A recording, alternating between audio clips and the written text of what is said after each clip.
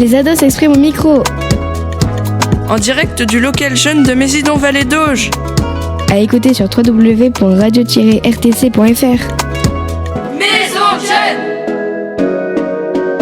Bonjour mesdames, messieurs, vous êtes en direct du local jeune de Mésidon-Vallée d'Auge, sur la radio Maison de Jeunes. Nous avons mis en place un projet radio sur plusieurs mois et actuellement vous écoutez notre première prise d'antenne. Dès à présent, le sommaire. En fin de radio, nous aurons un bilan du projet radio de cette semaine. Juste avant, une discussion autour des jeux vidéo avec Raphaël et Paul. Il y aura de nombreuses pauses musicales. Avant, la rubrique jeux vidéo, Raphaël et Paul encore une fois. La carte blanche manga animé de Tessa. Juste avant, la découverte de l'association Cannon Trail. Ensuite, la présentation du local jeune, une interview de Paul pour Antoine et Claire, la directrice. Juste après, le débat des jeunes, animé par Jordan. Dans une dizaine de minutes, on va discuter de vous, les jeunes. C'est quoi être jeune pour vous et quelles sont les qualités à être jeune et aussi les problèmes que vous rencontrez dans votre quotidien de manière générale. Le micro est ouvert à tous et on se rejoint pour discuter de tout ça dans une petite dizaine de minutes. Merci Jordan. Juste avant, il y aura la carte blanche de Noé sur le VTT et c'est dès maintenant. À tout de suite. Les ados s'expriment au micro. En direct du local jeune de Mésidon-Vallée d'Auge. Maison Jeune. VTT est l'abréviation de vélo tout-terrain. Un vélo avec de larges pneus à crampons et de nombreuses vitesses pour une utilisation sur tout type de terrain. Le VTT est un vélo destiné au terrain accidenté, hors route goudronnée, et désigne une discipline sportive qui utilise ce matériel et qui regroupe plusieurs activités de compétition ou de loisirs. Le VTT est d'abord apparu en Californie, aux États-Unis, dans les années 1970. Cette pratique est née d'un groupe d'amis qui s'amusent à descendre les sentiers montagneux à vélo. Et donc justement, par rapport à ça, toi, comment tu as découvert le VTT ? Tu te souviens à peu près à quel âge tu as commencé à en faire ? J'ai commencé à en faire à 8 ans et j'ai eu mon premier vélo VTT à 6 ans. Et donc depuis, t'en fais régulièrement tous les combien de temps à peu près tu prends ton vélo ? À peu près tous les week-ends. Ah ouais, c'est vraiment ton moment d'évasion à toi en fait ? Oui. Et quand je dis évasion, c'est-à-dire tu vas jusqu'où ? Tu fais combien de kilomètres ? Vas-y, raconte-nous un petit peu tes petites habitudes à toi. En général, je fais 15-20 km aller-retour. Et toujours dans la même direction ou tu vas à des endroits différents à chaque fois Un peu toujours dans la même direction, je vais vers Saint-Crépin, et voilà. Et en dehors de ces week-ends-là, le vélo, sinon tu ne l'utilises pas, par exemple, pour te déplacer, pour aller, par exemple, au Localado ou ce genre de choses ? C'est compliqué pour aller au Localado, parce que j'habite Ménilmogé, donc ça fait beaucoup de grosses routes à traverser. Ouais. Pour les auditrices et auditeurs qui ont du mal à avoir les distances, ça fait à peu près combien de temps jusqu'à Mésidon ? Je sais pas trop, je pense... moi, je pense, si on pédale bien, ça peut faire 45 minutes, mais... Ouais, ça fait quand même 45 minutes. Il y a pas mal de voitures qui passent vite, donc ça c'est dangereux quand même. C'est dangereux. Donc ouais. Ce qui veut dire que ça suppose que toi tu peux faire du vélo que dans des coins tranquilles où les voitures circulent pas. Ouais, c'est ça.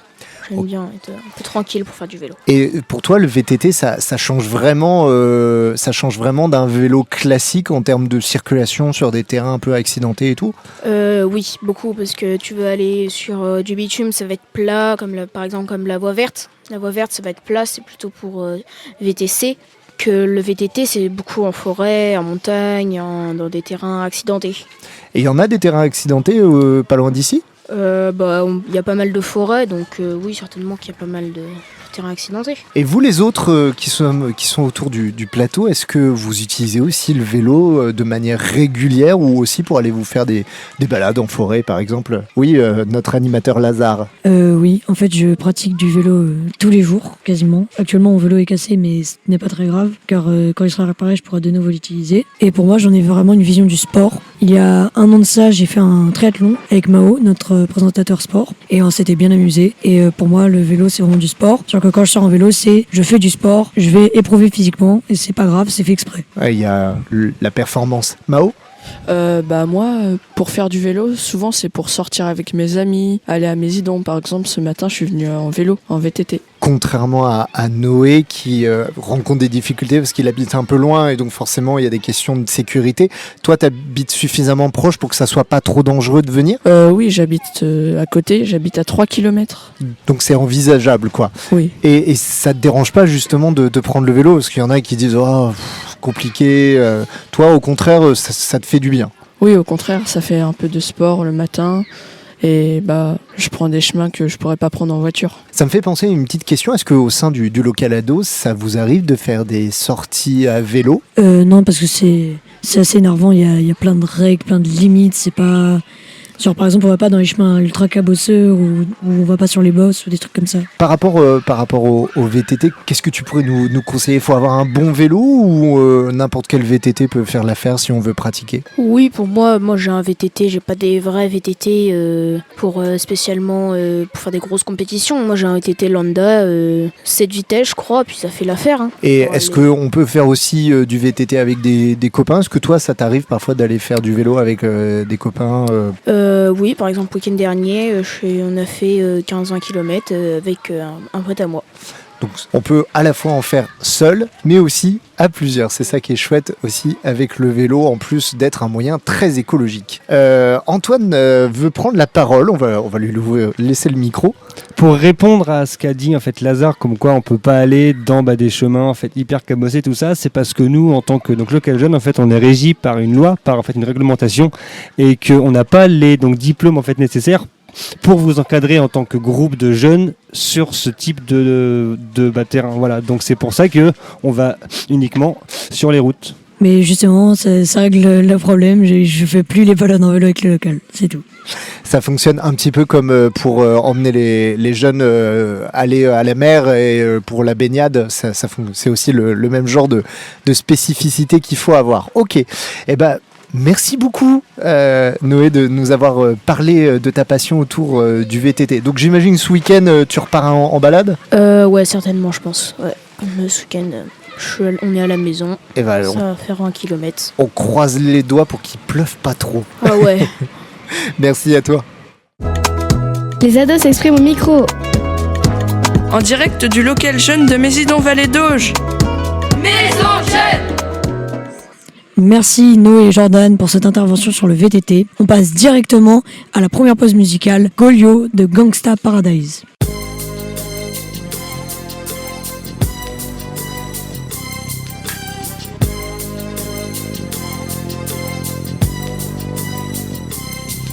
As I walk through the valley of the shadow of death, I take a look at my life and realize there's nothing left. Cause I've been blasting and laughing so long that even my mama thinks that my mind is gone. But I ain't never crossed a man that didn't deserve it. Me be treated like a punk, you know that's unheard of. You better watch how you're talking and where you're walking, or you and your homies might be lying in chalk. I really hate the trip, but I gotta low. As they croak, I see myself in the pistol smoke. Fool, I'm the kind of G the little homies wanna be like, on my knees in the night, saying prayers in the street light. Been spending most of their lives living in a gangster's paradise. We've been spending most of their lives living in a gangster's paradise. We keep spending most of our lives living in a gangster's paradise. We keep spending most of our lives living in a gangster's paradise. Look at the situation they got me facing. I can't live a normal life. I was raised by the state, so I gotta be down with the hood team. Too much television watching got me chasing dreams. I'm an educated fool with money on my mind. Got my tin in my hand and a gleam in my eye. I'm a loped out gangster, set tripping banker, and my homies is down, so don't arouse my anger. Fool, death ain't nothing but a heartbeat away. I'm living life, do or die. What can I say? I'm 23 now, but will I live to see 24? The way things is going, I don't know. Tell me why are we so blind to see that the ones we hurt are you and me? We've been spending most of our lives living in a gangster's paradise. We've been spending most of our lives living in a gangster's paradise. We keep spending most of our lives living in a gangster's paradise. We keep spending most of our lives living in a gangster's paradise. Power and the money money and the power.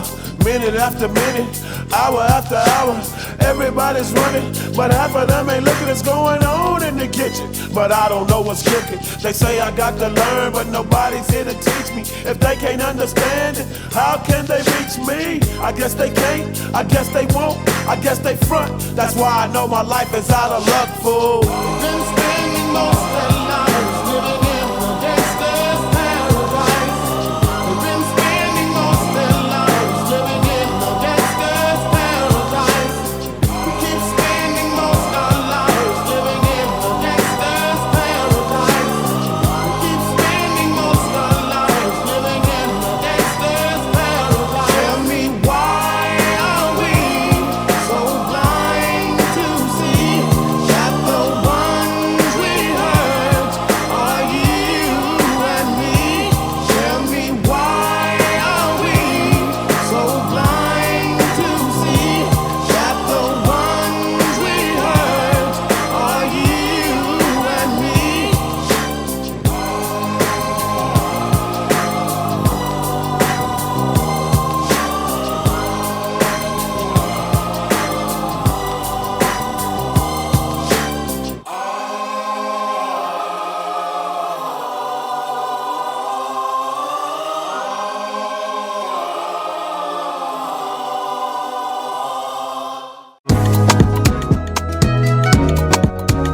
Maison de jeunes. Les ados s'expriment au micro. En direct du local jeune de Mésidon-Vallée d'Auge. À écouter sur www.radio-rtc.fr. Maison de jeunes. Et oui, c'était Gangster Paradise de Coolio, sorti en 1995 sur l'album du même nom. Tenez à savoir que toutes les musiques ont été choisies par les ados. Dès à présent, nous allons passer au débat sur qu'est-ce qu'être un ado avec Jordan. Alors, moi je suis plus un ado, mais par contre ça m'intéresse beaucoup, parce que c'est un petit peu le cœur de notre projet, que de vous donner la parole à vous les jeunes, pour voir un peu la perception que vous avez de tout un tas de sujets de votre quotidien, de ce que vous consommez, etc. Et la question en fait un peu principale de notre projet avec Antoine, c'est vous, qu'est-ce que vous voyez, qu'est-ce que vous percevez de votre propre jeunesse, de votre rapport aux autres, de ce que vous vivez, de votre quotidien, des galères, des grandes joies et tout. Donc on va en échanger là pendant un petit quart d'heure, 20 minutes, avec aussi d'autres participants s'ils veulent nous rejoindre. Moi j'ai une première question, est-ce que vous vivez bien votre jeunesse? Est-ce que c'est un moment agréable ou au contraire c'est pas une super expérience que vous vivez? Qui veut commencer? Oui. Bah honnêtement, je vis bien ma jeunesse et je remercie mes parents quand même parce que ils me donnent tout ce que je veux entre deux grandes guillemets quand même, mais donc tout ce dont j'ai besoin et je le vis très très bien. J'ai des super amis. Mes vacances, je les passe souvent avec des potes, donc je vois pas pourquoi ça irait mal en fait. Ok, donc toi Paul, en tout cas c'est une période que tu vis bien. C'est ça. Est-ce que les autres, c'est aussi une période que vous vivez bien, cette adolescence, cette période de jeunesse? Qui d'autre veut intervenir? Noé? Non, pas Noé.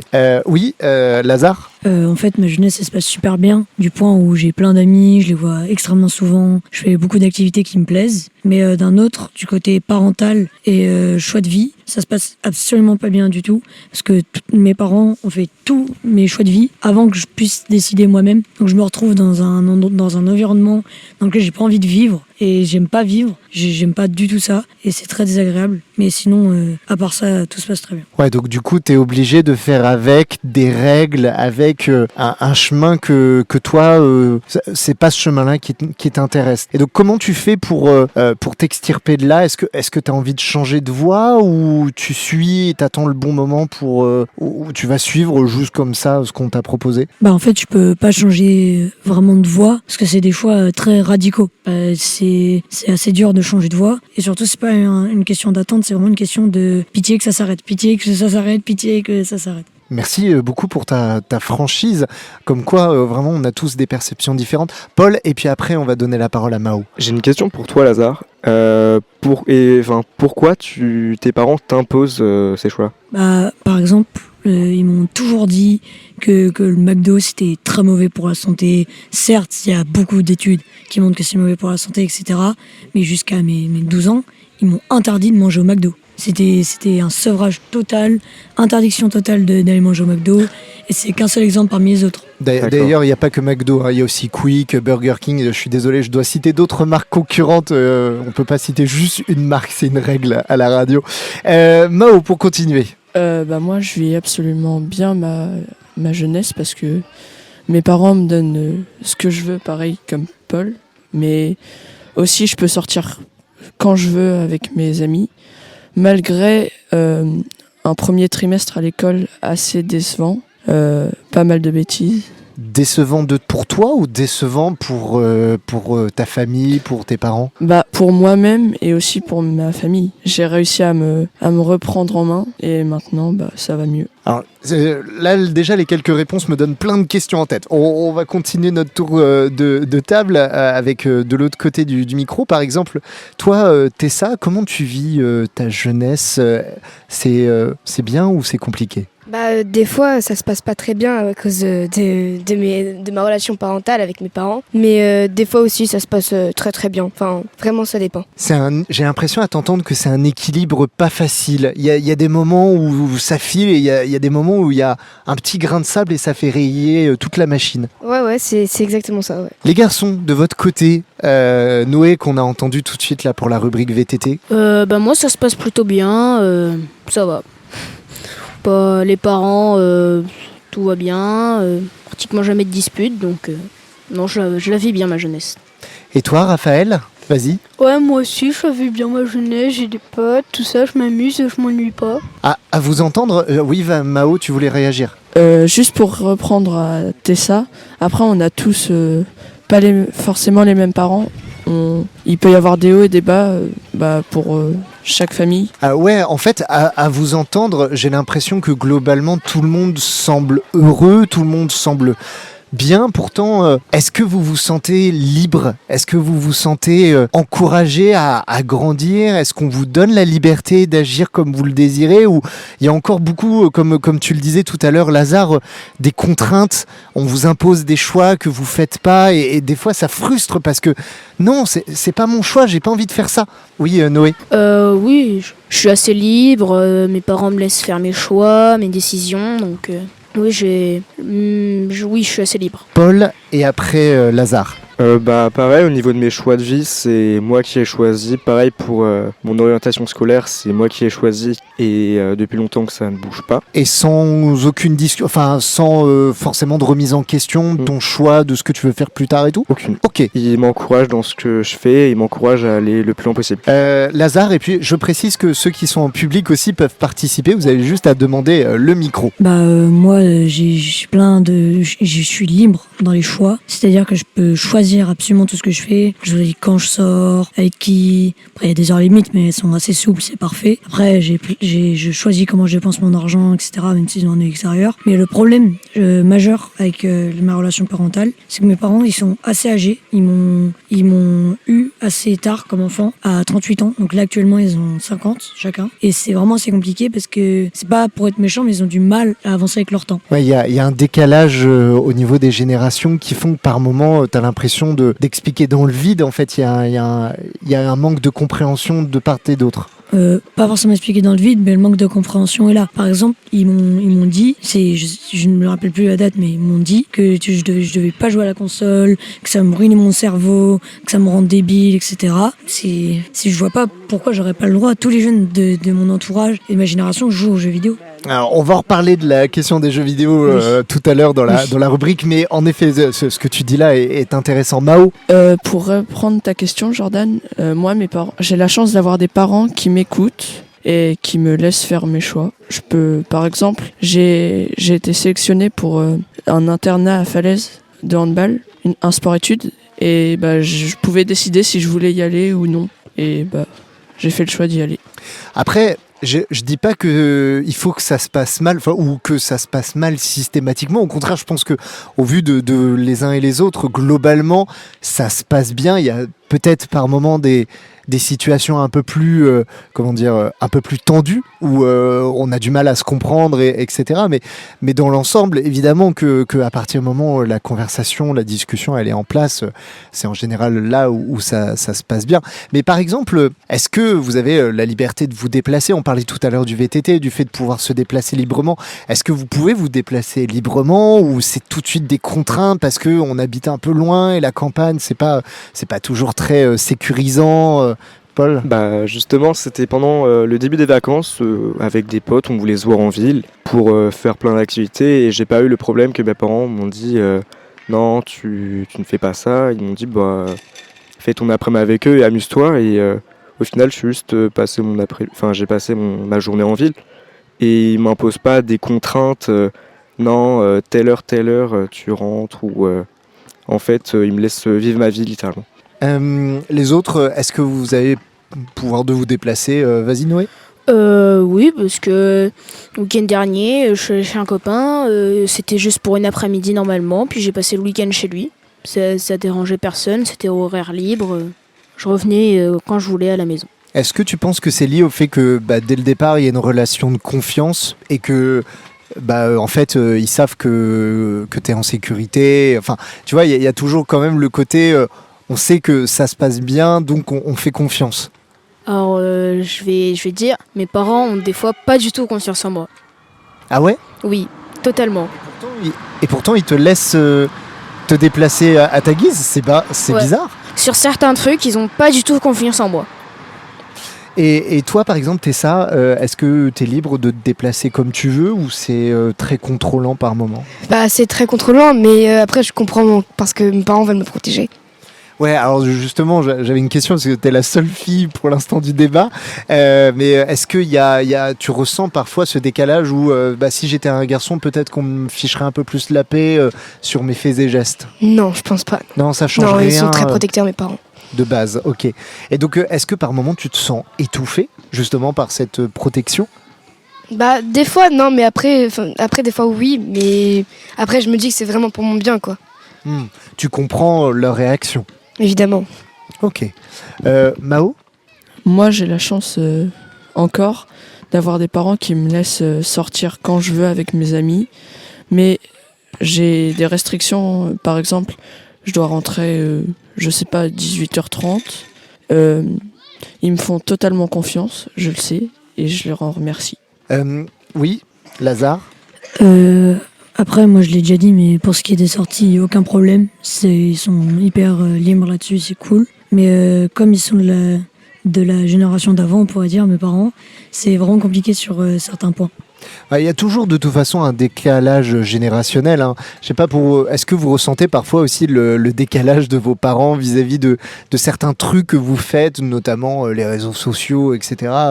Peut-être que par moments, il y a des moments d'incompréhension, il y a des trucs qui vous semblent tellement évidents, mais à vos parents, ça paraît super compliqué, quoi. Ou non, ils arrivent à suivre. Paul ? Non, justement, mes parents sont relativement jeunes. Donc, quand il y a quelque chose qui se passe sur les réseaux ou qui a un rapport avec la technologie, ils comprennent tout assez facilement. Et quand on leur explique quelque chose de notre époque, entre guillemets, ils sont très ouverts d'esprit et très compréhensifs. Ils essayent de justement comprendre comment ça se fait, comment ça marche.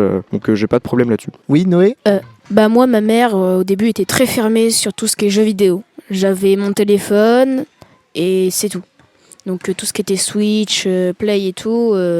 Maintenant, elle s'est un peu rouvert et donc j'ai pu avoir ma Switch ou même Fortnite récemment, mais après... Et qu'est-ce qui a fait qu'elle s'est réouverte, en tout cas qu'elle a changé peut-être un petit peu d'avis ? C'est toi, dans ta manière de faire peut-être ou... Peut-être, je pense.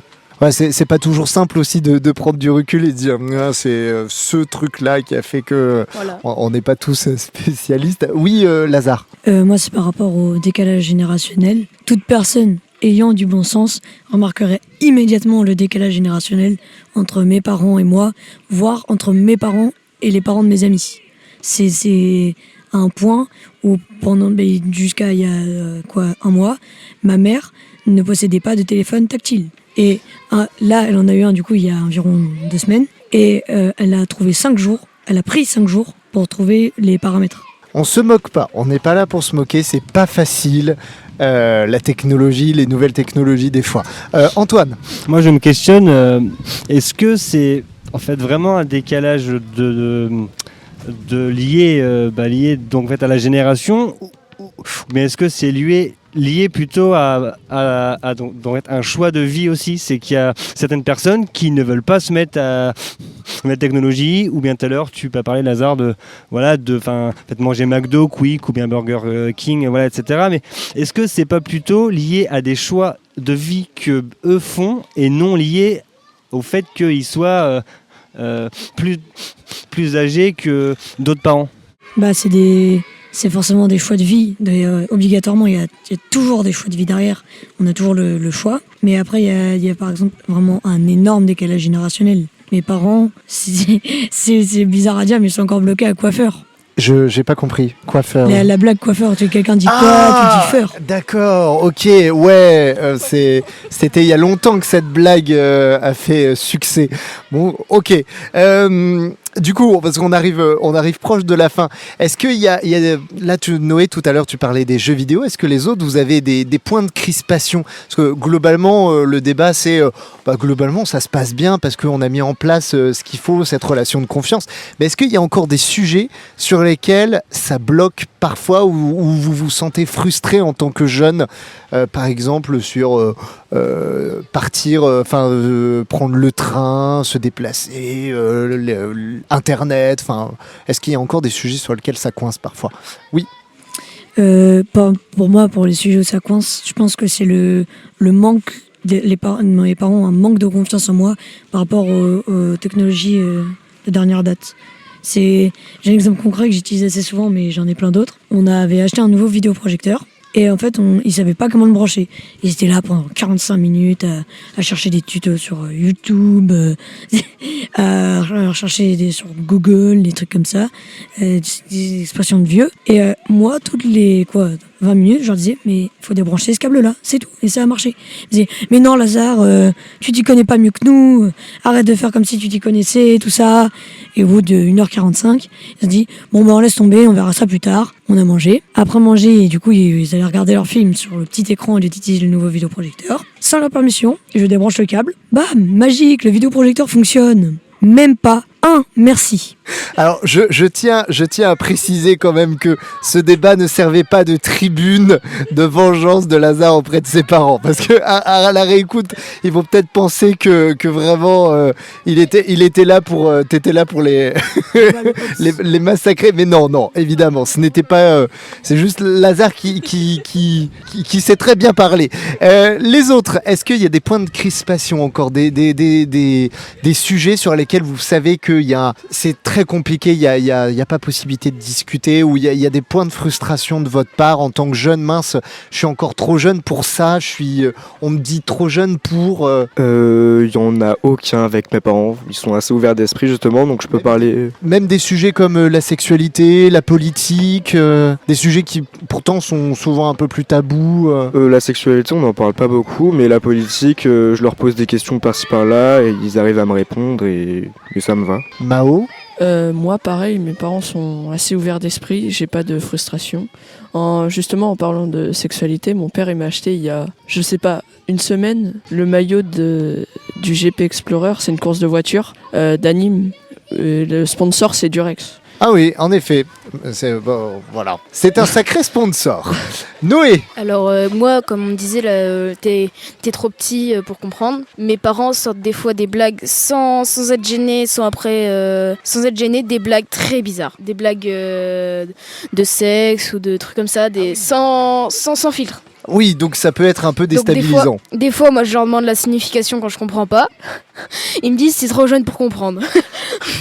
Le trop jeune pour comprendre, je pense que c'est quelque chose qui peut être un peu frustrant quand tu deviens ado, parce que tu dis mince, mais à quel âge en fait je ne serai plus trop jeune en fait.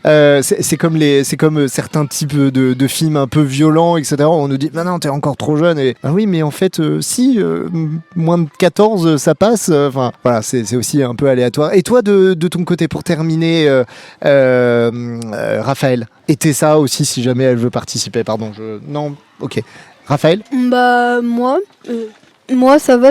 Ils me font un peu confiance, mais en fait, je sais que j'aurai pas tout comme je veux, mais ils me font confiance. Ils sont cool. Ouais, c'est pas parfait, mais au moins ça a le mérite d'exister. Paul, pour terminer, et puis après, on s'arrête là. Pour en revenir à ce qu'a dit Noé, j'ai l'impression que l'excuse « t'es trop jeune pour comprendre », c'est un prétexte pour... soit ils ont la flemme, soit c'est vraiment on est trop jeune pour comprendre et on peut pas faire la différence entre les deux. Ou parfois ils savent juste pas comment l'expliquer aussi. Parfois on n'a pas les outils pour... on manque de... Enfin, il y a des gens qui savent très bien expliquer les choses et d'autres qui n'ont pas la pédagogie, pas la patience aussi. Des fois c'est aussi un manque de patience pour expliquer. Notamment, je pense aux tout petits, les petits. Il y a une période où tu sais ils sont toujours dans le pourquoi. Et parfois on n'a pas juste la patience de répondre à toutes les questions. On va s'arrêter là pour le débat. Merci infiniment pour toute cette discussion. Ça viendra, j'imagine, nourrir des réflexions qu'on mènera plus tard dans notre prochaine production radio. Les ados s'expriment au micro. En direct du local jeune de Mésidon-Vallée d'Auge. Maison Jeune. Merci à tous, merci Jordan pour avoir animé ce débat sur qu'est-ce qu'être un jeune en 2025. On passe dès maintenant à la deuxième pause musicale. Childish Gambino, Redbone, il a été certifié double disque de platine en 2017.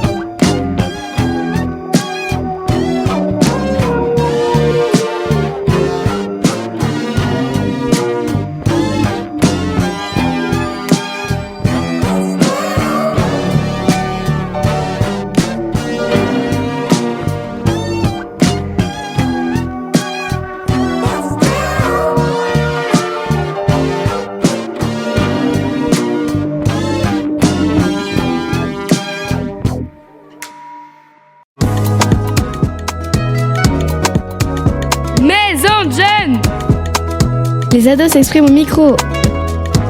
En direct du local jeune de Mésidon-Vallée d'Auge. À écouter sur www.radio-rtc.fr. Maison Jeune.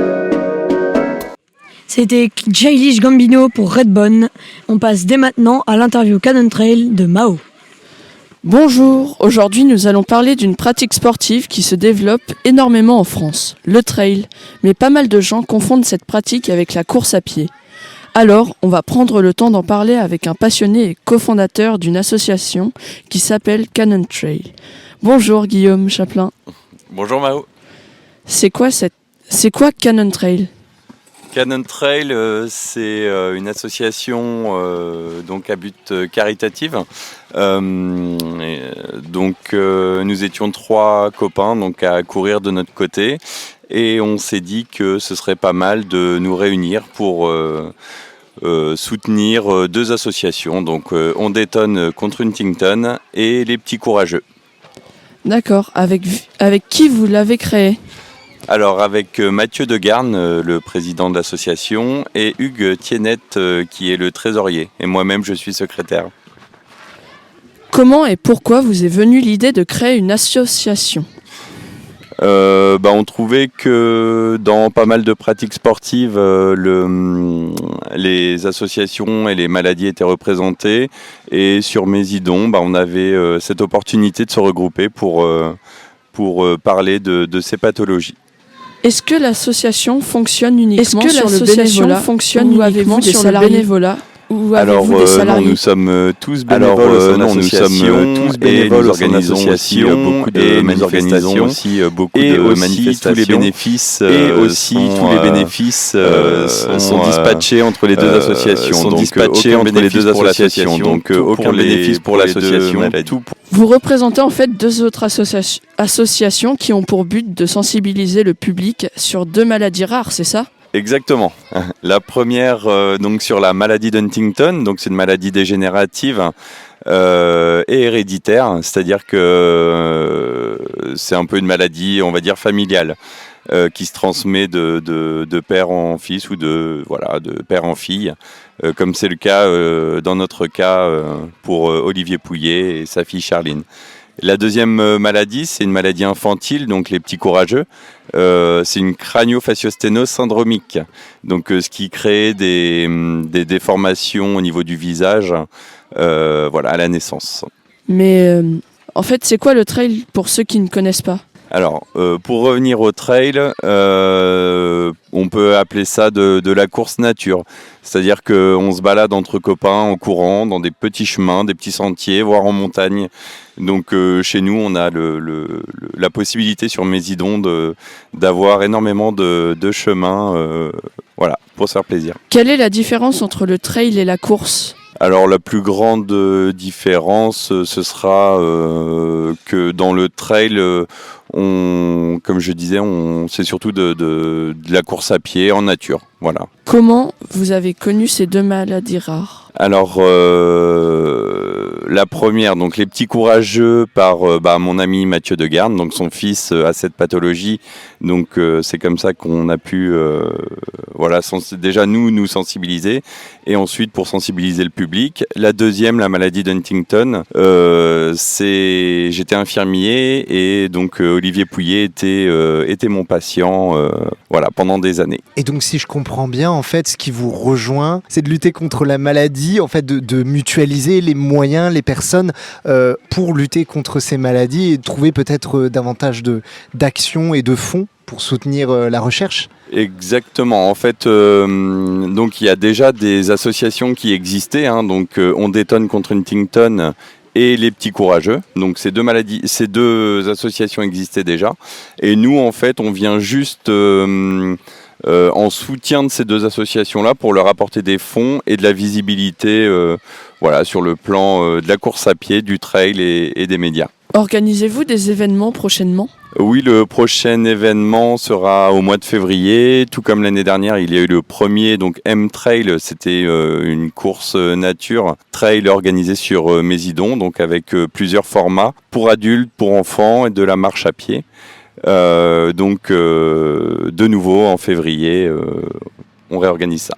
Et donc dans le cadre de cet événement, on peut soutenir, il y a un appel à dons, comment ça se passe Alors on peut toujours adhérer à l'association parce que nous c'est une adhésion, ce n'est pas une licence de trail ou de course à pied, c'est une adhésion. Et sur cette adhésion, la moitié revient à chaque association. Donc voilà, et il y a des stands en fait des deux associations qui seront présents. Et là, on peut faire des dons aux associations directement. Merci Guillaume Chaplin d'avoir répondu à mes questions pour parler de trail et de cette association locale Cannon Trail. Et pour terminer, est-ce qu'il y a moyen de vous suivre ? Est-ce que vous avez un réseau social où vous communiquez sur les différents événements, sur ce que vous faites ? On peut vous suivre quelque part ? Oui, tout à fait. Sur Facebook et Instagram, nous sommes sur Cannon Trail ou la course à pied également, notre événement, le M-Trail by Cannon Trail. Donc voilà, sur Facebook et Instagram. On partagera les liens évidemment sur la page de l'émission. Merci beaucoup. Merci à vous. Les ados s'expriment au micro. En direct du local jeune de Mésidon-Vallée d'Auge. Maison Jeune.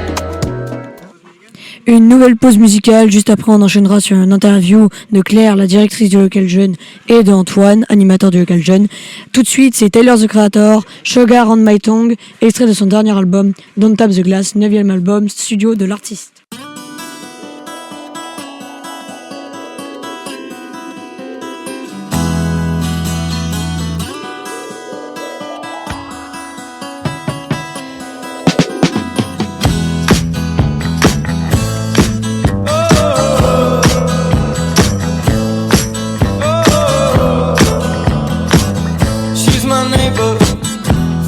Cup, I bet you, baby, she can fill it up. She'll put that sugar on my tongue. Will she give me some? Is she gonna put sugar on my tongue? Is she gonna give me some? So put it right there on my tongue. Put it right there on my tongue. Sweet, sweet.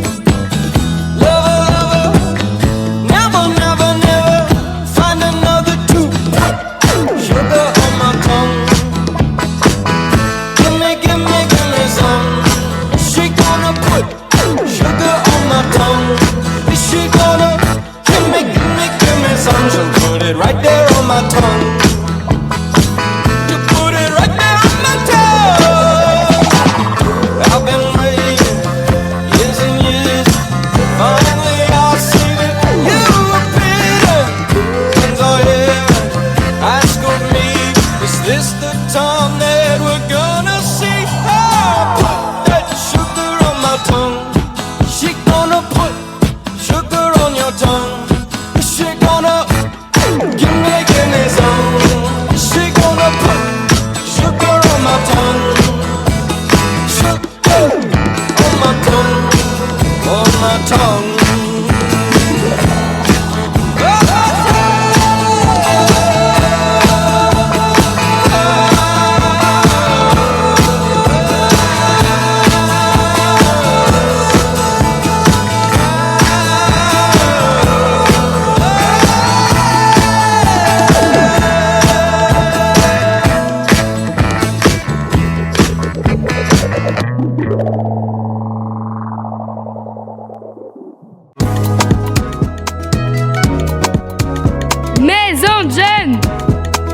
Les ados s'expriment au micro.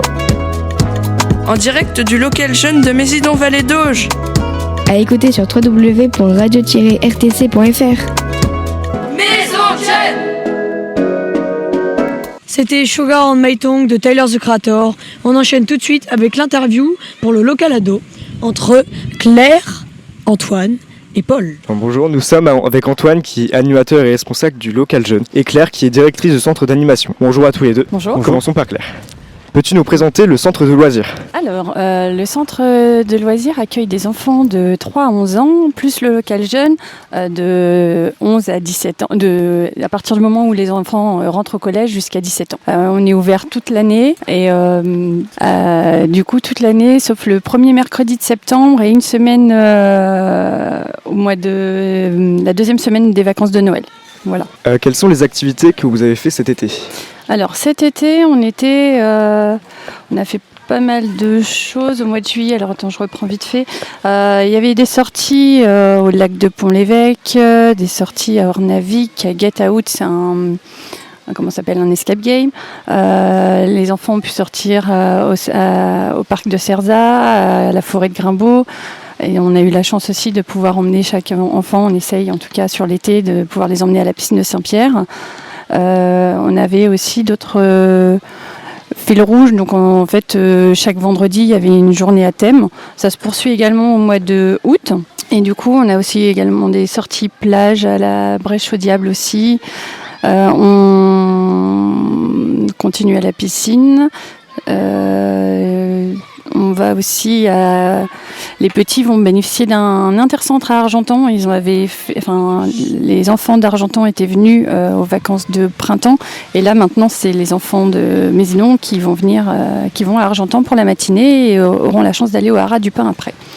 Voilà. Je fais un petit complément pour dire que tout ça fait partie aussi de ce qu'on appelle un projet pédagogique, qui est un document assez conséquent qu'on invite les auditrices et auditeurs à consulter parce qu'il est souvent disponible, sur lequel vous développez tous les points. Et d'ailleurs, je tiens à dire qu'il y a la radio qui est citée dans le projet pédagogique et merci beaucoup, ça fait grand plaisir de se voir inscrit comme ça dans un document aussi important. Je te laisse continuer, Paul, tes questions. Comment on s'y inscrit et quels sont les tarifs ? Alors pour s'inscrire, il faut télécharger ou venir chercher un dossier d'inscription. Donc il est téléchargeable sur le site mva14.fr dans la rubrique du centre d'animation. Il faut ensuite nous le retourner accompagné d'une copie du carnet de vaccination et du quotient CAF de la famille. Suite à cela, nous on enregistre le dossier et puis on renvoie un mail à la famille pour dire qu'elle peut, à ce moment-là, faire des inscriptions sur le portail famille ou nous envoyer leurs demandes s'ils sont hors commune. Et les tarifs, du coup ? Concernant les tarifs, du coup, c'est une tarification modulée donc pour le centre et à partir du 1er septembre également pour le local jeune. Donc en fonction de votre quotient familial, d'où l'importance de donner l'attestation CAF. Les tarifs varient pour une journée par exemple complète avec repas. Au centre, ça va de 5,74 € à 15,94 €. Donc voilà. Et puis pour les ados, en fait, on a une adhésion annuelle de 10 €. Donc ça qui est valable pour toute l'année. Concernant le repas, c'est un tarif unique comme l'adhésion annuelle à 4,82 €. Et après, du coup, c'est modulé pour les sorties, qu'elles soient avec ou sans transport. Donc, ça n'excède pas 10,10 €. Donc voilà. Et quels sont les projets que vous avez pour la rentrée prochaine ?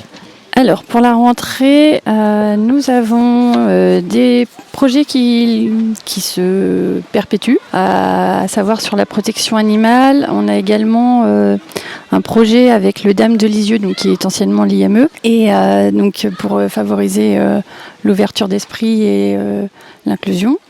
On a également des stages sportifs, des projets autour du livre qui vont se développer, des projets autour de l'art, de la pratique du sport et des projets intergénérationnels, pour en citer que quelques-uns. C'est encore en construction.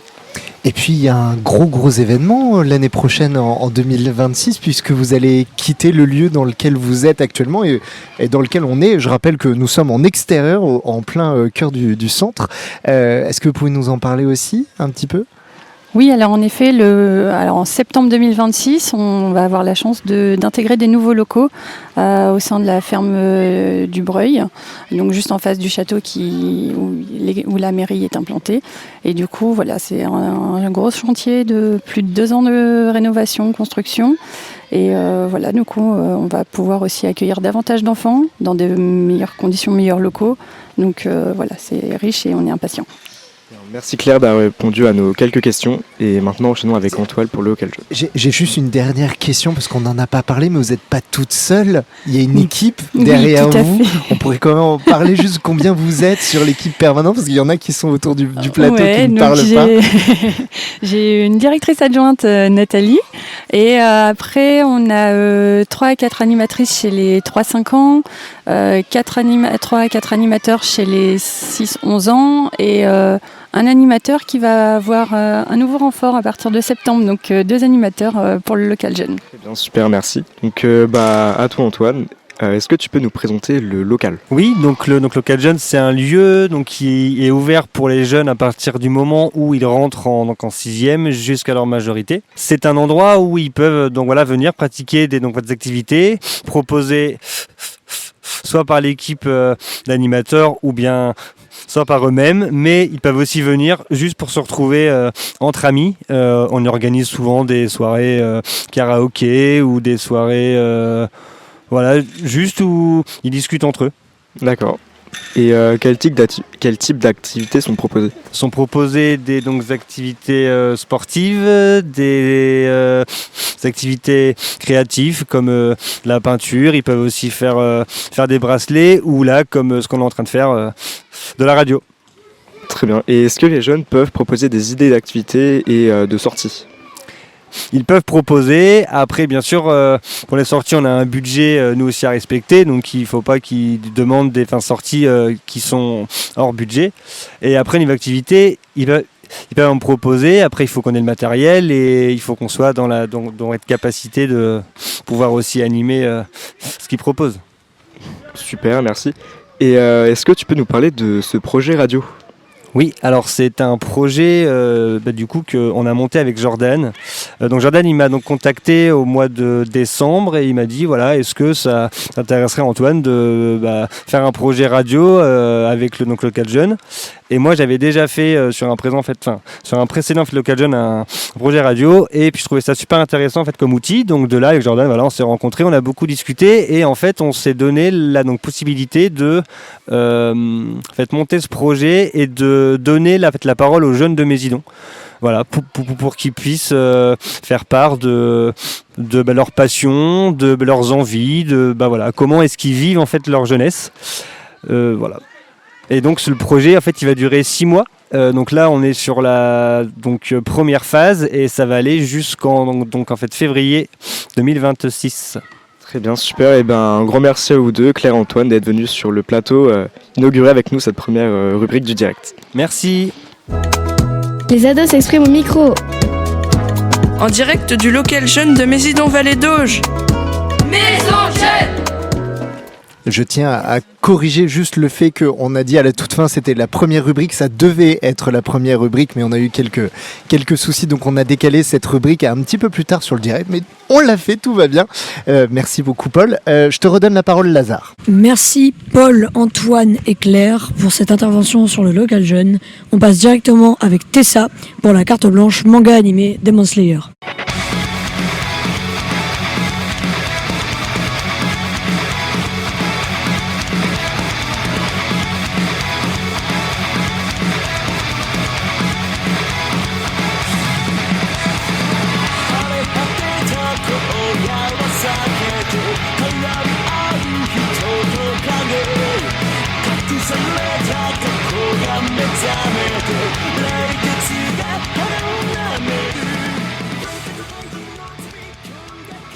Demon Slayer est à l'origine un manga paru en 2016 et adapté en animé en 2019.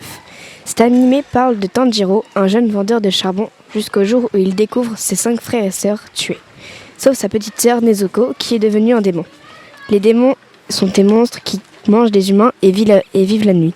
Il y a 5 saisons pour 23 tomes. Le film sort le 17 septembre en France et il durera 2h35. Donc tu nous as parlé de Tanjiro et de sa sœur, mais j'imagine qu'au cours de leurs aventures, ils vont rencontrer d'autres personnages. Quels sont un peu les personnages importants qui vont les suivre ? Ils vont rencontrer Zenitsu Agatsuma, qui va être blond et très peureux. Inosuke Ashibira, qui va être très courageux et un peu excité parfois. Et Tomio Kagyo, qui va être assez ténébreux et mystérieux. Et chacun a un pouvoir. Par exemple, le premier, en fait, il devient très puissant quand il dort. Enfin, en tout cas, quand il est plus vraiment en contrôle de son corps. C'est ça. Quand il a peur, il s'évanouit et il devient très très fort à ce moment-là. Le deuxième, il a une sorte de tête de cochon, c'est pas un De cochon, sanglier. de sanglier sur la tête, ce qui fait que c'est assez étrange. Et il combat avec 2 sabres. Oui. Et le dernier, par contre, lui, je te laisse présenter parce que je l'ai pas vu encore. C'est le pilier de l'eau, donc les piliers sont une catégorie au-dessus des pourfendeurs. Ils sont beaucoup plus forts et peuvent tuer des lunes démoniaques. Parfait pour la transition de la question suivante. Donc, ils vont affronter des démons. Est-ce que tu peux nous en parler de ces démons? Qu'est-ce qui les caractérise? Alors, les démons mangent des humains pour pouvoir gagner en puissance et pour les tuer, parce que ça représente une menace pour l'humanité, il faut donc les tuer en leur tranchant la gorge avec un sabre du soleil ou alors faire en sorte qu'ils restent jusqu'au lever du soleil. Donc, séparer la tête du corps pour vraiment bien imager les choses. Je reprends la question suivante. Le manga, il a été adapté en animé depuis quelques années. Est-ce que tu conseilles d'aller voir aussi cette version en animation? Bah évidemment, parce que les 2 versions sont vraiment incroyables. Et aussi les graphismes. Oui, aussi évidemment, les graphismes sont géniaux, vraiment. D'ailleurs, beaucoup de gens ont découvert en fait la saga par le biais de l'animé et lisent le manga. Et en fait, il faut expliquer aux auditeurs quand même que le manga a été réadapté, retransformé, parce qu'en fait, la première version, les dessins n'étaient pas aussi perfectionnés que la version animée, et ce qui a créé un décalage où les gens se disaient mais comment ça se fait que c'est aussi joli en animation et aussi pauvre au niveau du dessin. Donc la dessinatrice a refait une 2e version, celle qu'on voit actuellement dans toutes les bonnes librairies et bons magasins de manga. Donc vous n'avez pas tout à fait vraiment la version originale entre les mains. Maintenant, pour revenir au film qui sort en septembre, est-ce qu'il faut avoir nécessairement vu les épisodes de l'animé ou lu le manga pour pouvoir comprendre le film et voir le film? Alors pas forcément, parce qu'on peut très bien comprendre sans, mais aussi c'est plus facile aussi de comprendre en ayant regardé l'animé ou lu le manga. Pour résumer, pourquoi regarder Demon Slayer? Qu'est-ce qui fait que pour toi c'est une série, c'est un manga, c'est un monument iconique de l'animation japonaise? Car déjà les graphismes sont extrêmement stylés, les combats aussi, l'humour est très présent pour relâcher l'atmosphère, et en plus de ça il y a beaucoup de morale dedans, donc c'est vraiment un animé génial. Et puis ça fait partie de cette nouvelle génération d'animés où justement il n'y a pas besoin de regarder 1500 épisodes pour avoir une histoire complète. Clin d'œil à One Piece. On est sur une nouvelle génération où les sagas se terminent en 30-40 tomes grand maximum. Donc ça reste relativement collectionnable et regardable. Merci beaucoup Tessa de nous avoir parlé de ton animé. Les ados s'expriment au micro. En direct du local jeune de Mésidon-Vallée d'Auge. Maison Jeune. Merci Tessa pour cette intervention sur manga et animé Demon Slayer. On passe dès à présent à la rubrique jeux vidéo avec Raphaël et Paul. Eh bien, Last Lane, c'est le tournoi multigaming incontournable de l'e-sport, donc un tournoi qui comporte plusieurs jeux vidéo. Il a été lancé par le streamer français Zerator en 2019. Chaque année, des dizaines de joueurs, pros comme amateurs, s'affrontent pendant un week-end sur une sélection de jeux aussi variés qu'improbables. Et oui, ici, pas de question de briller uniquement sur un seul jeu, il faut être bon partout. C'est ça le concept. Stratégie, vitesse, précision, mémoire et même parfois du hasard. Tout est mis à l'épreuve. L'épreuve se déroule en lane, c'est-à-dire que tous les participants sont réunis dans un même lieu, souvent devant un public enflammé. Et si vous n'avez pas de place dans la salle, aucun souci, tout est retransmis en direct sur Twitch, plateforme de direct, avec des présentateurs épiques, des rebondissements inattendus et bien sûr, beaucoup de sel et de rigolade. À la tête de tout, il y a une récompense pour le gagnant, une somme d'argent assez conséquente, mais ce n'est pas l'essentiel. Ce qui fait la magie de Last Lane, c'est son ambiance bon enfant, son esprit de défi et cette grande famille de passionnés qui vivent ensemble pendant 3 jours de folie. Quand tu dis qu'il y a des participants, ils sont combien au départ de l'événement? Ils doivent être une 50aine, je crois. Et donc ça peut, quand tu dis les jeux vidéo c'est un peu aléatoire, ça peut aller genre d'un jeu de rapidité à les Sims par exemple? Ça peut parler des Sims, oui, mais tout va dépendre de la contrainte qu'ils ont. Donc soit de finir le jeu le plus rapidement possible, soit d'avoir un objet le plus rapidement possible, ou de finir le premier avec la contrainte. Et donc il faut qu'il n'en reste plus qu'un. Comment on se fait éliminer? C'est en ne réussissant pas l'objectif en cours, c'est ça? C'est ça, il y aura un classement à la fin en fonction des personnes qui ont réussi ou pas. Et les personnes les plus bas du classement, du coup, seront éliminées. Est-ce que c'est comme un peu le The Event dont on va parler quelques minutes tout à l'heure? c'est surtout des créateurs, créatrices connus qui peuvent y participer, ou genre toi ou moi, on peut aller y faire un tour et y jouer? Totalement, même, toi comme moi, pro comme amateur, je le redis, peuvent participer, ou des personnes totalement lambda comme de très gros streamers. Et comment tu as découvert cet événement? Je l'ai découvert l'année dernière avec un streamer youtubeur que je suis, Julian, qui a justement participé à cette Z-Lane et qui l'avait annoncé sur ses réseaux. Et du coup, j'ai suivi toute la Z-Lane et j'ai adoré. Et qu'est-ce que tu retiens le plus justement de cet événement? L'ambiance, le côté challenge, le côté aléatoire des jeux vidéo proposés, enfin, qu'est-ce qui t'a plu le plus? Justement, l'ambiance que tout ça amène, parce que tu as tout le public derrière qui est enflammé, qui veut voir son streamer favori réussir, ou justement voir son streamer fétiche perdre et pleurer entre guillemets avec lui pour le réconforter. Ouais, il y a vraiment un aspect communautaire dans ce genre d'événement où tout d'un coup tu te sens... tu fais partie de l'ensemble derrière un streamer que tu adores, et ça donne une sensation assez unique, je trouve. C'est exactement ça. Comme on allait, je le disais tout à l'heure, comme un peu le The Event, hein, on parlait de Zerator qui est un créateur très important sur le domaine de Twitch. Zerator a annoncé il y a quelques jours le retour de cet événement. Est-ce que tu peux nous le présenter? Le The Event? Ouais. C'est simplement un événement caritatif qui réunit plein de streamers ou de youtubeurs et qui pendant 50 heures vont être en direct et essayer de récolter des fonds pour des associations diverses. Par exemple, l'année dernière, je crois qu'il y avait Médecins sans frontières, il y avait un certain nombre d'associations qui ont pu bénéficier de pas moins de plus de 10 millions d'euros, hein, quand même. 10 300 000, ouais. Séparé par le nombre de participants, ça fait une très belle somme pour pouvoir continuer à mener des actions. Cette année, donc il y a une quarantaine de streamers qui sont annoncés sur place, hein, dont des streamers, des personnes très connues du monde d'internet. Il y a le joueur du grenier, il y a Mister MV, etc. Il y a aussi une particularité par rapport aux années précédentes. Tout le monde peut participer, je crois. Ouais, c'est ça, tout le monde peut participer.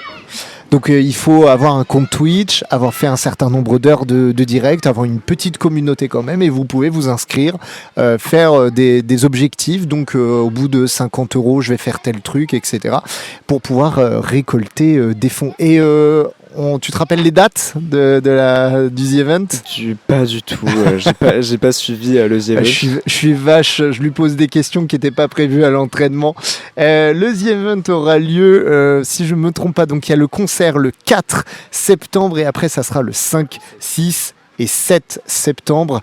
Donc n'hésitez pas à bloquer vos jours parce que vraiment c'est non-stop. Vous avez de quoi vous sustenter pendant tout le week-end et tout sera évidemment disponible ensuite. Et donc les sommes seront partagées entre 8 associations spécialisées dans le monde médical ou en tout cas dans le soin, dans les soignants et les accompagnants de personnes âgées. Et en plus il y a un pôle aussi pour les tout petits, la jeunesse et les associations qui travaillent à réaliser les rêves d'enfants malades. Donc si c'est le moment de faire un don, c'est celui-là. On vous mettra le lien du The Event sur la page aussi de l'émission. Merci à toi, mais je crois que notre rubrique jeux vidéo n'est pas terminée. Je vais te laisser annoncer ton camarade. Et je vous présente Raphaël qui va vous présenter la rubrique jeux vidéo, la suite en tout cas, en présentant le jeu vidéo Zelda.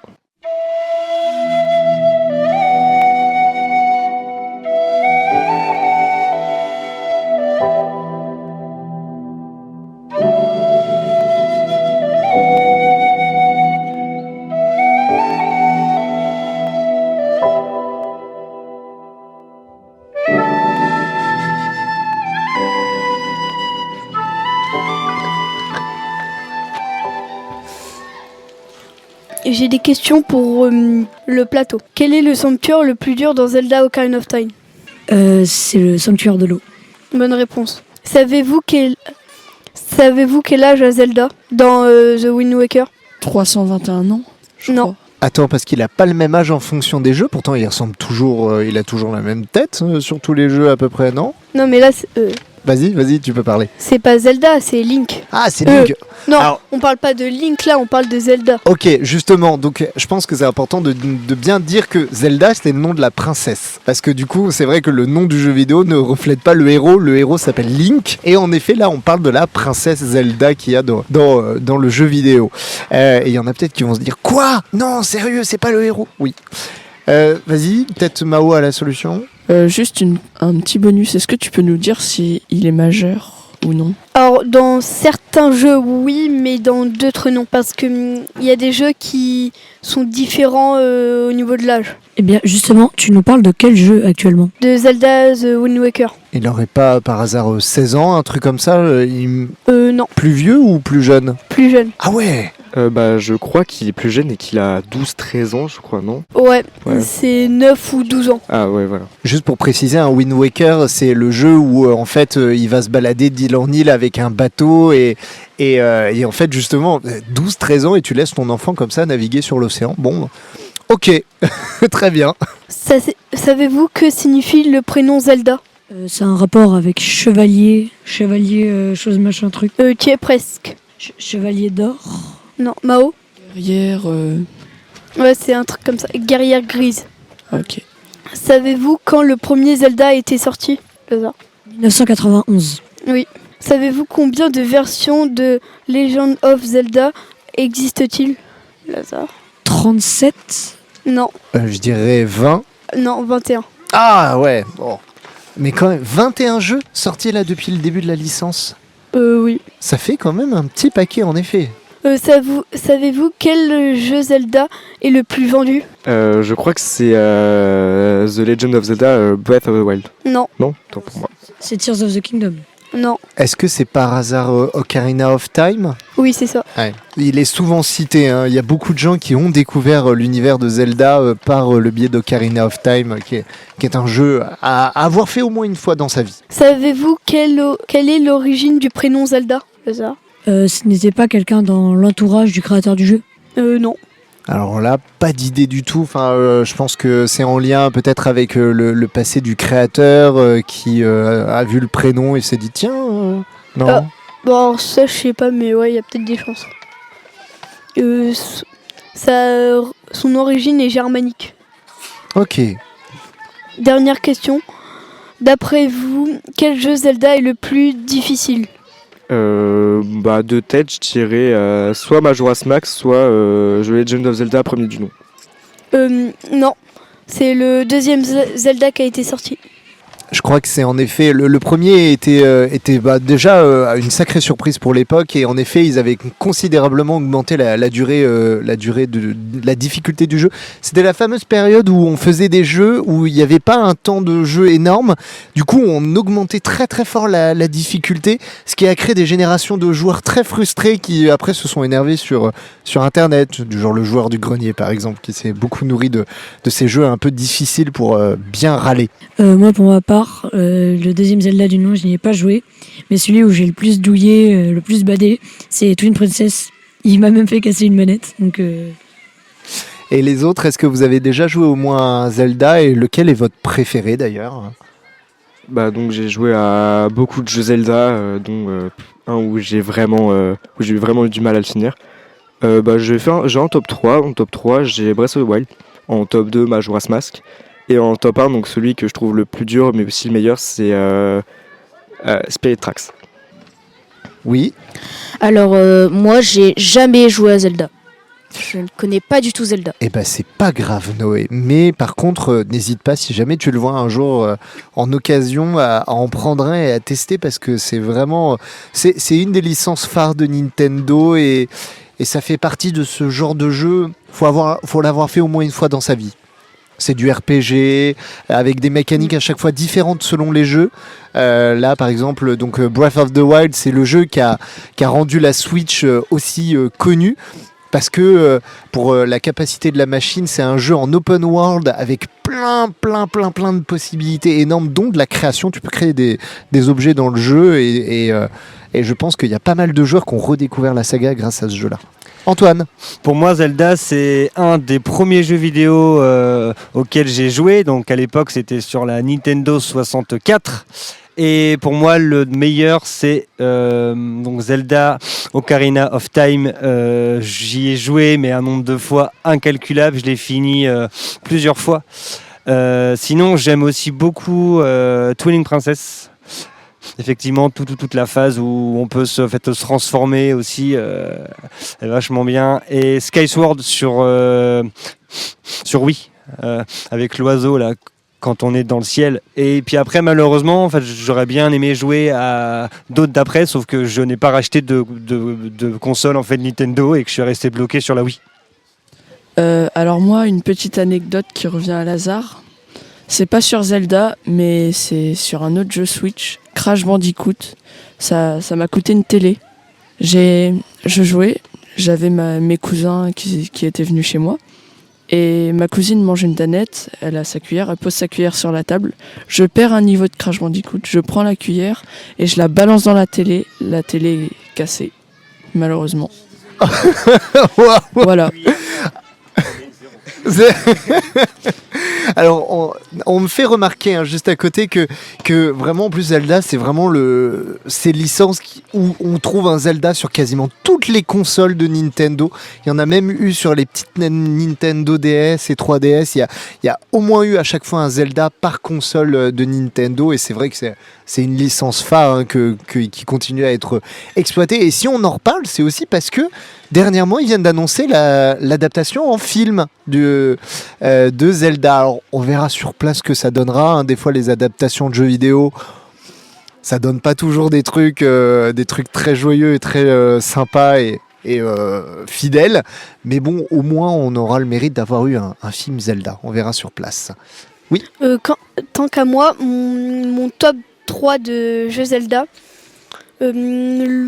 En troisième position, Majora's Mask. En deuxième, Ocarina of Time. Et en premier, celui que mon petit chouchou, Skyward Sword. Comme disait Antoine tout à l'heure, là, le gros oiseau, là, les striés, c'est super bien quand on vole avec. Eh ben, merci. On va s'arrêter là pour l'instant. On va faire une pause musicale, mon cher animateur. Et oui, merci à tous pour ce débat sur Zelda. C'était Paul et Raphaël pour l'intervention jeux vidéo. Tout de suite, Italo Brothers, Step on the Ground, sorti en 2010. Pause musicale.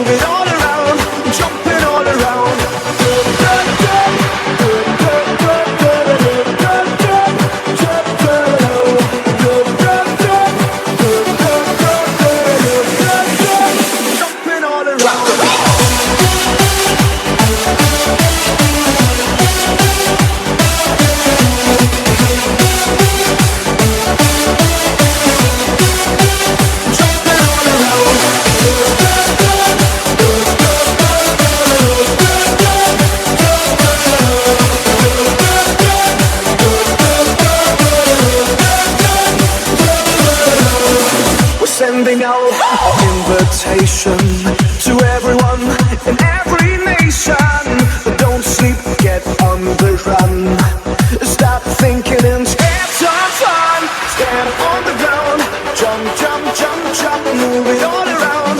Stand on the ground, jump, jump, jump, jump, move it all around. Jumping all around. Stand on the ground, jump, jump, jump, jump, move it all around. Stand on the ground, jump, jump, jump, jump, move it all around. Jumping all around.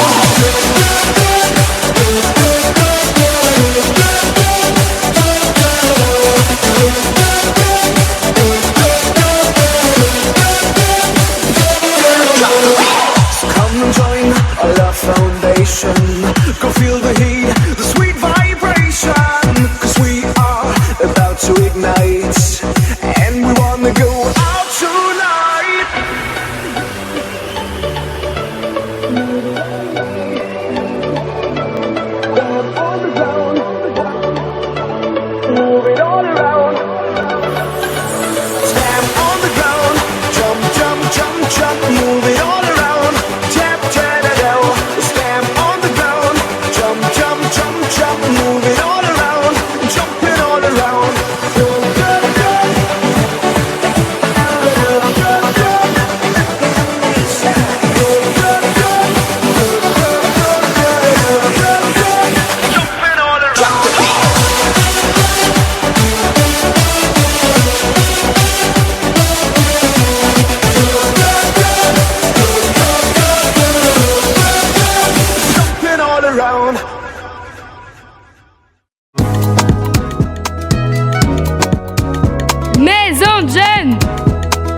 Les ados s'expriment au micro.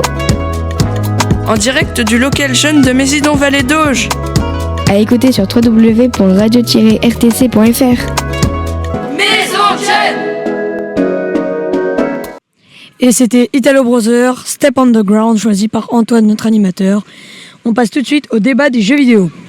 Et ouais, parce que quand on a choisi un petit peu les sujets de la grille des programmes, comme vous l'avez entendu, auditrices et auditeurs, il y avait tout de suite quelque chose un peu autour de la culture, de la pop culture.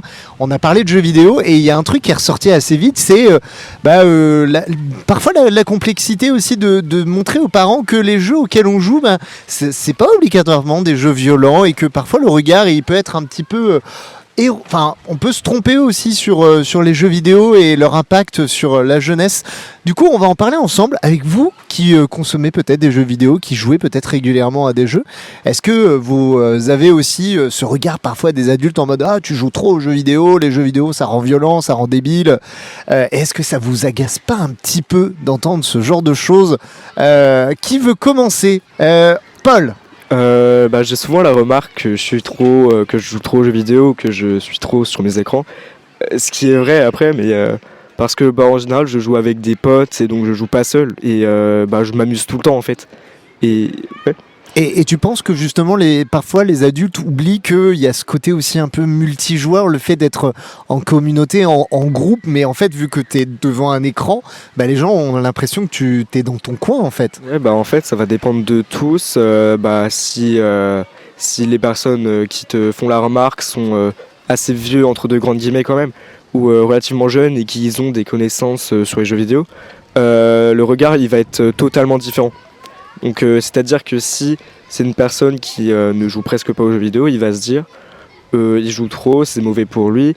Mais au contraire, une personne de mon entourage qui a à peu près l'âge de mon père, je crois, qui joue aux jeux vidéo et qui joue en équipe et qui comprend totalement mon point de vue sur les jeux vidéo et qui est juste là pour se dire c'est pas forcément une addiction, même si ça peut en être une, mais plus on est là pour s'amuser. Noé, pour continuer, qui avait levé la main très très fort, et après on va donner la parole à Antoine. Moi justement, mes parents ne voulaient pas que j'aie Fortnite parce qu'ils pensaient que c'était un jeu violent. J'avais beau leur expliquer, ils ne démordaient pas là-dessus, c'est violent, c'est pas pour toi. Puis après j'ai réussi à les faire changer d'avis au fur et à mesure. Alors du coup, vous entendez dans le fond les enfants qui sont en train de jouer, tout va bien, ça fait partie de l'ambiance qu'on est en direct et il y a du pub, on est dehors. Pour continuer cette question sur le rapport aux jeux vidéo, est-ce qu'il y en a d'autres parmi vous qui rencontrent parfois des difficultés ? Oui, Lazare ? Moi, la difficulté principale, c'est de faire comprendre à mes parents que c'est pas par le sevrage total des jeux vidéo que je vais pas devenir bête. C'est certes, il y a de grands risques, faut savoir se réguler, etc. Beaucoup de gens ont du mal, même moi, j'avoue, j'ai un peu de mal sur certains points à me réguler. Mais franchement, pour les jeux vidéo, j'ai énormément de mal à comprendre pourquoi est-ce qu'ils sont pas plus... ils me laissent pas plus de responsabilité. Par exemple, je pense que la seule fois où ils ont compris à peu près qu'on s'était bien amusé en jouant aux jeux vidéo, c'est quand on est allé dans un bar à jeux à Noël. Mais à la première fois, et sûrement la dernière de ma vie, que j'ai touché une manette de PS5, on a joué à un jeu collectif qui s'appelle Overcooked 2. On s'était hyper bien amusé. Et en fait, comme mon père est assez influençable, direct après, il était dans des projets, oui, on va acheter une console, tout ça. Et bam, il est parti sur un non, c'est mort, t'auras jamais de console, c'est trop dangereux, tu vas te ruiner ta vie, ta santé, tu sais que même y passer 30 minutes, c'est dangereux pour ton cerveau et tout. Il a fait une grosse fixette. Et en fait, le problème, c'est que j'ai eu une console dans ma vie. Yes, c'était une Switch et j'avais quelques jeux. Mais encore une fois, c'était très... ah non, tu joues pas à ça, c'est trop violent. C'était quand même Zelda Breath of the Wild. Alors, pour revenir juste en arrière, Overcooked, pour celles et ceux qui ne connaissent pas, c'est un jeu de cuisine en équipe où en fait il faut réaliser des plats le plus rapidement possible. Ça demande de la coordination et de la communication. C'est ça qui fait que c'est drôle, c'est que souvent, c'est n'importe quoi et il y a la cuisine qui crame, comme dit Lazare.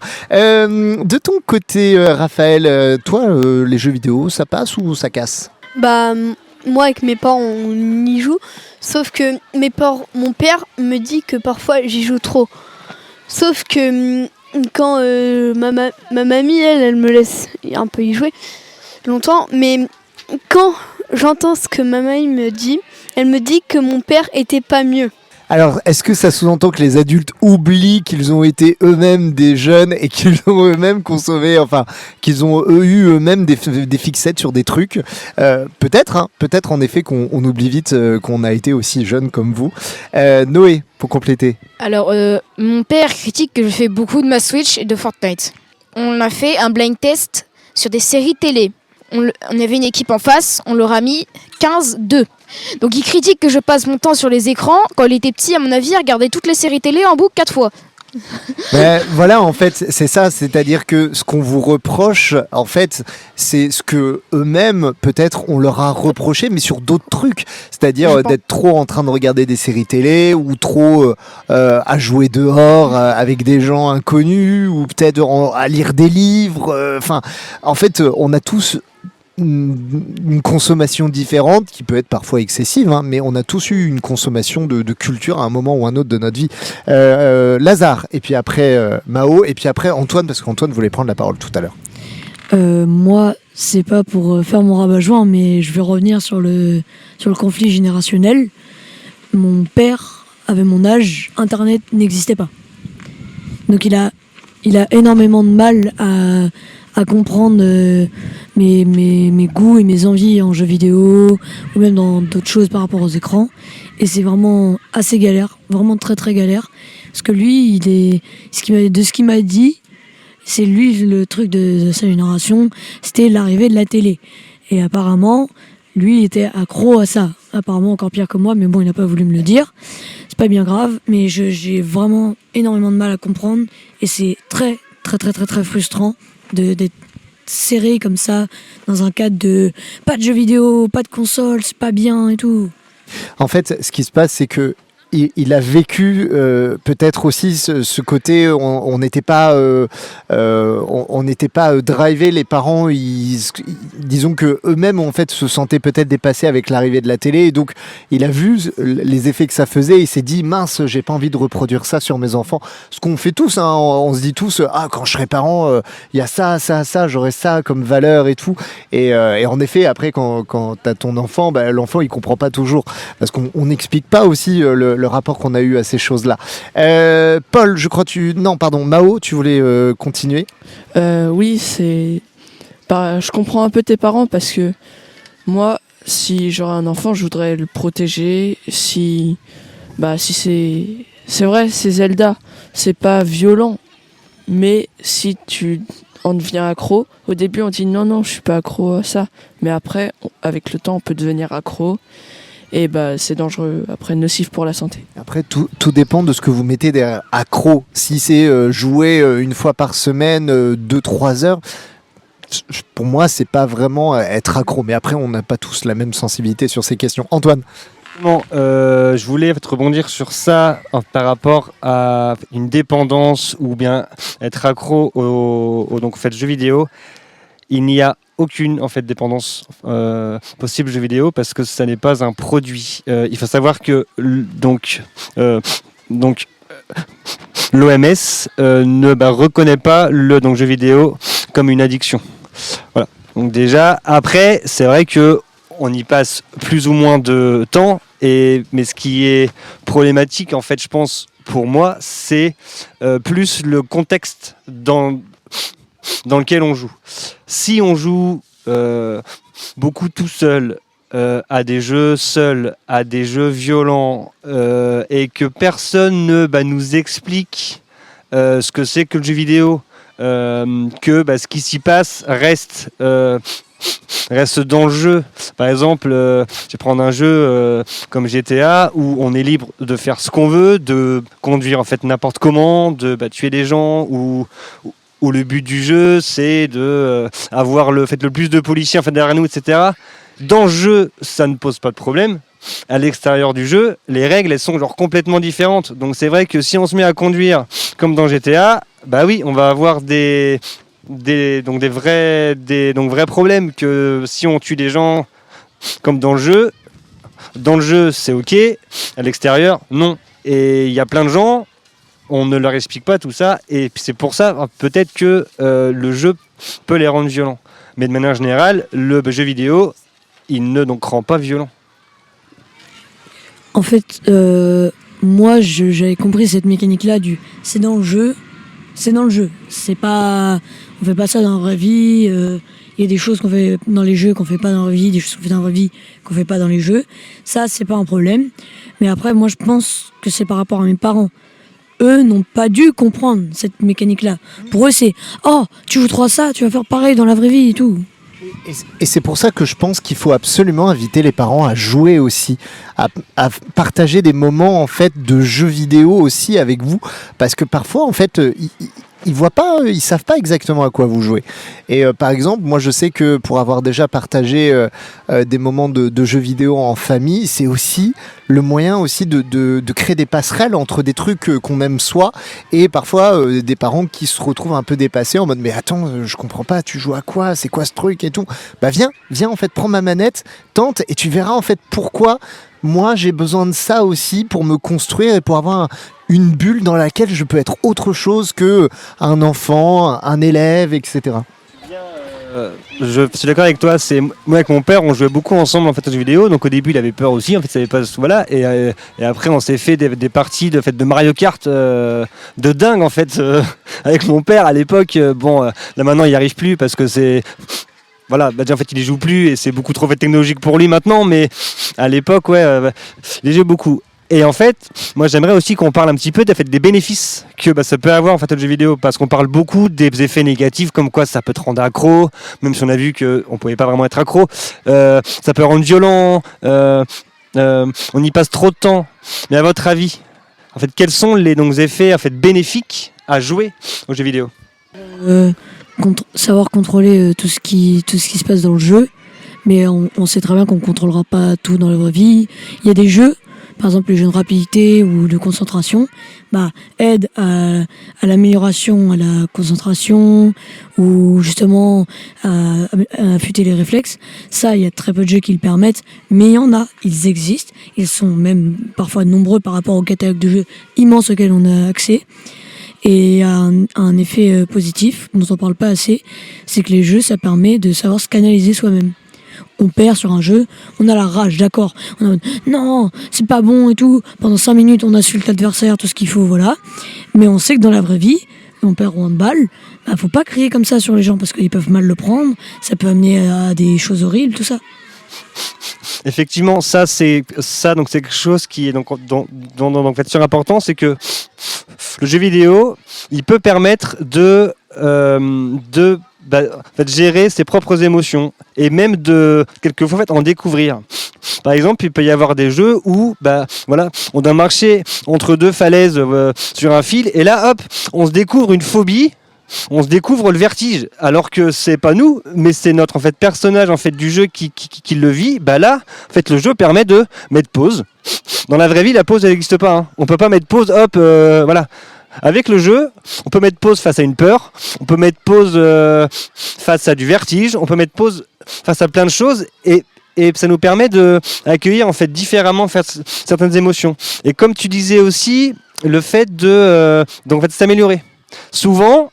Il y a tous les jeux, je pense, au début des jeux, c'est donc facile.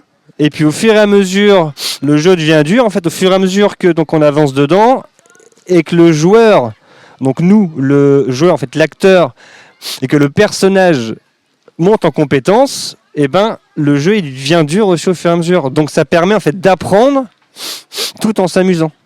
Oui, mais je pense aussi que par exemple, je sais pas si vous avez vu, il y a pas longtemps, il y a un homme qui a tué une jeune fille parce qu'il avait joué, je sais plus, à Fortnite. Mais aussi, il y a des gens, ils doivent avoir des problèmes psychologiques pour faire ça. En fait, le jeu vidéo, il exacerbe aussi des problèmes qu'on a déjà en soi. C'est-à-dire que le jeu vidéo n'est pas le problème. Il accélère la problématique parfois de certaines personnes, comme il peut aussi la canaliser. Je rebondis sur un aspect positif. Moi, personnellement, j'étais quelqu'un de très très timide quand j'avais votre âge.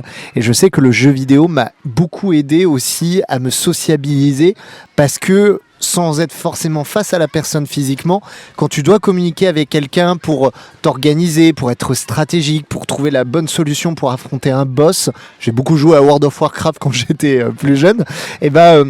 Ça t'aide aussi à t'ouvrir d'une manière un peu différente, certes, mais ça te permet aussi de développer des compétences sociales que tu n'aurais pas forcément dans la vraie vie, parce que c'est pas tous les jours que tu peux affronter un dragon niveau 70 à 5 et il faut que chacun trouve son rôle et tout. Donc c'est sûr que tu peux développer aussi des compétences intéressantes par ce biais. Pour en venir à ce que Lazare a dit tout à l'heure, pour se canaliser, le jour de l'anniversaire d'un de mes potes que j'ai été invité, son père venait juste de mettre sa porte. Et on était en train de jouer à Mario Kart. Il a perdu. Il s'est énervé. Il a claqué la porte et elle s'est un peu décrochée. Et après, il s'est toujours pas remis. Enfin, je crois. Donc voilà, c'est pour ça on disait tout à l'heure, ça peut aussi exacerber, mais c'est pas le jeu qui provoque la colère. Elle était déjà là en fait. Il y a déjà une problématique de colère. Bref, on n'est pas là pour faire de la psychologie de bazar. On voulait surtout parler de l'aspect jeu vidéo. Antoine, et puis après on va devoir s'arrêter là. Il y a aussi des compétences en fait développées dans votre jeu vidéo. Par exemple, nous en tant que personne lambda, on est capable en fait de faire en moyenne entre 3 à 4 choses en même temps. Il y a des joueurs professionnels du jeu vidéo qui peuvent en faire jusqu'à 24 choses en même temps. De voir en fait 24 éléments en fait différents sur un écran pour savoir en fait comment se déplacer, où est-ce qu'il faut tirer, etc. En fait, tellement ils ont l'habitude qu'ils sont capables de gérer en fait 24 à 25 en fait paramètres en même temps. Voilà, c'est en fait pour dire que ça peut permettre de développer aussi son attention. Et ça me fait rejoindre un sujet qu'on n'a pas eu le temps d'aborder avec Paul, mais c'était autour des jeux compétitifs, des matchs compétitifs et du haut niveau du jeu vidéo. C'est très impressionnant à regarder aussi pour ça, parce que c'est des joueurs qui sont capables en fait de gérer beaucoup de choses à la fois. On va s'arrêter là pour ce débat, parce que sinon on va pas avoir le temps de faire le bilan à l'antenne, et j'aimerais quand même vous entendre quelques minutes. Les ados s'expriment au micro. En direct du local jeune de Mésidon-Vallée d'Auge. Maison Jeune. C'était le débat des jeux vidéo. On a tous débattu sur ce sujet. Merci à tous. On va passer au bilan du projet radio. Et j'aimerais commencer en donnant mon avis. Moi, je me suis particulièrement bien amusé. J'ai découvert plein de paramètres. En fait, avant, j'écoutais juste la radio le soir sur mon petit poste. Et maintenant, j'ai découvert comment ça se passe en coulisses. Et je suis très heureux. À toi, Paul.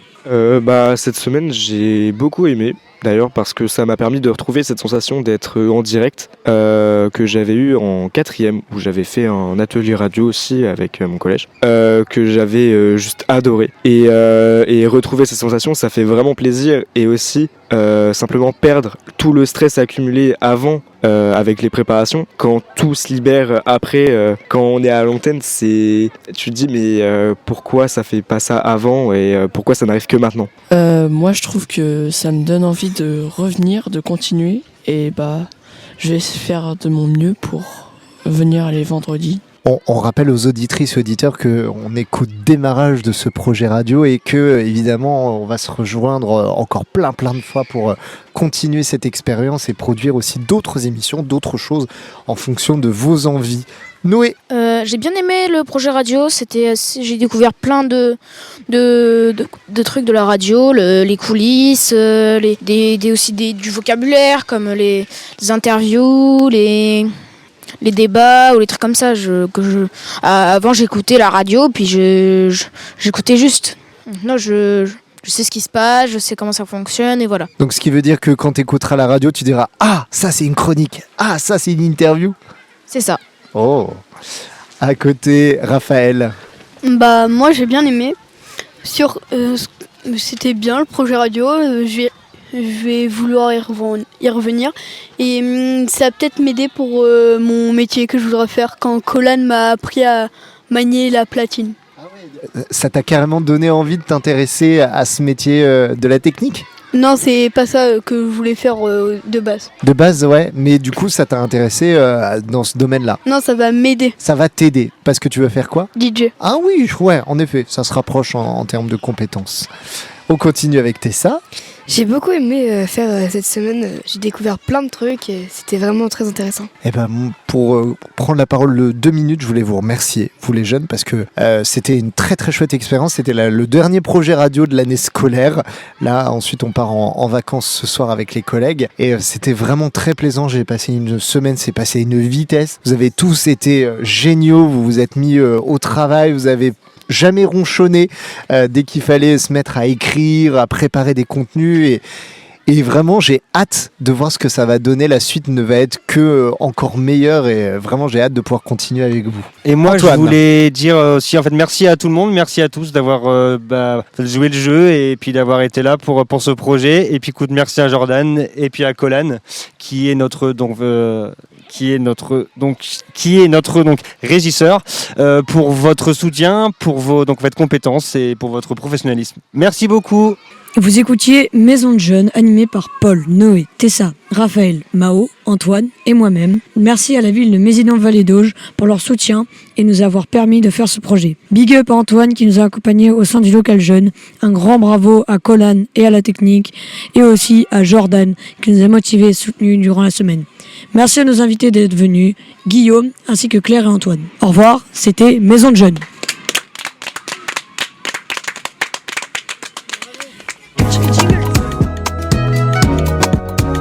Maison de jeunes. Les ados s'expriment au micro. En direct du local jeune de Mézidon-Vallée d'Auge. À écouter sur www.radio-rtc.fr. Maison de jeunes.